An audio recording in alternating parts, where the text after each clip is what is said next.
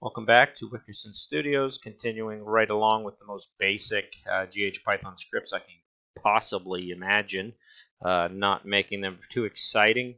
I'm actually not even importing anything, but importing random as R.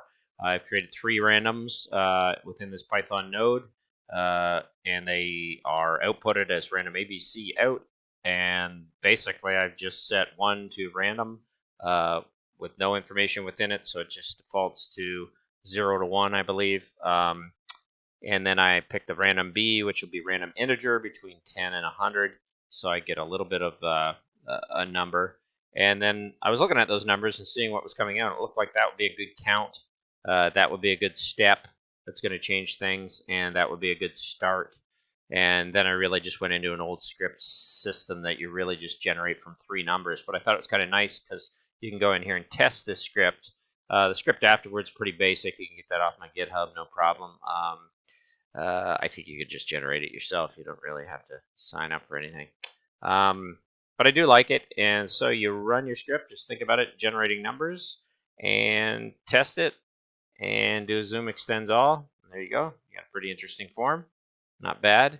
What I've done is I've just gone in and used the series, made some circles, counted my list lengths as I've looked at those curves. So it'd be good to look at the curves, and just done an evaluate. What did I do here? I did an evaluate on these curves to find. Where did I go? 0 to 1. I did a range rotation. Okay, so I took the geometries. I basically revolved them. It sometimes helps when I get my bifocals, and I wish I had better glasses. But take my rotate. But what I did was I found the center by just going to my curves. There we go. And that's kind of fun. So you basically have your circles, which are all these guys, which are huge amounts, which is interesting. There they are. You have your individual curves. You're basically evaluating those, and I'm evaluating them with a range that's going to flow through 0 to 1, so I can kind of change that and have some fun with that in a spiral sense. I'm going to use those as centers, and then I'm going to use the axis as a rotation from a direction. And I can visualize that if I had to, but I'm not going to even bother.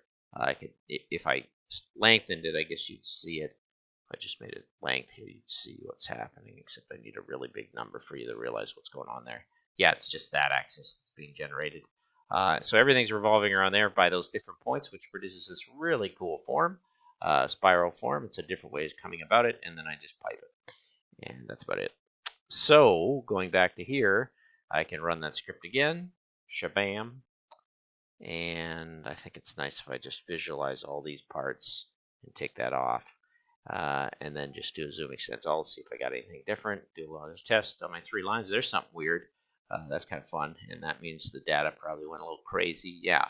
So you've only got to count to 10, but you're doing steps by 90. So that's just eliminating an awful lot.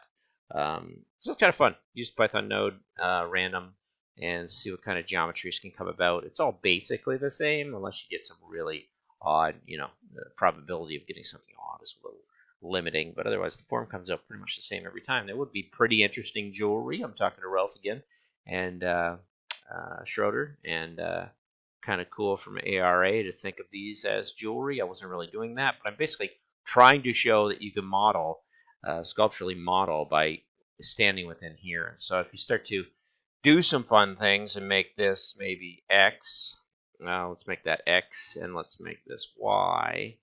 Let's go into here, and let's make X an integer value. Just keep it simple, and make Y an integer value. And we know 10 was working pretty good, so let's do Y an integer value, and then let's take that up to, let's say, 12, and we'll just take a quick copy there because we had them both hard-coded in as 10. Now we can play with them and see what happens when we change this and start bringing our Y up differently. What does that do? It's going to start funking out this form and making it a little different and playing with shapes and doing some odd things. Let's bring up the X and see what happens. But otherwise, it was set around 10, so if I drop 1 above 10, I'll probably drop 1 below 10 or close to it. And there you go.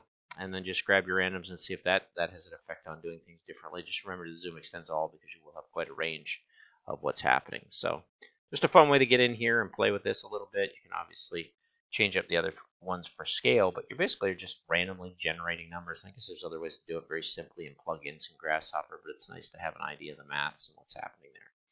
Anyway, that's it. I call that one random, and I'll be putting that up on my GitHub, but there's the script itself. All it really is doing is generating numbers, and I'd ask you to do your fancy footwork in Grasshopper yourself and continue to see what happens, because this is fun stuff, at least in my opinion. 5.5 minutes. Thanks for watching.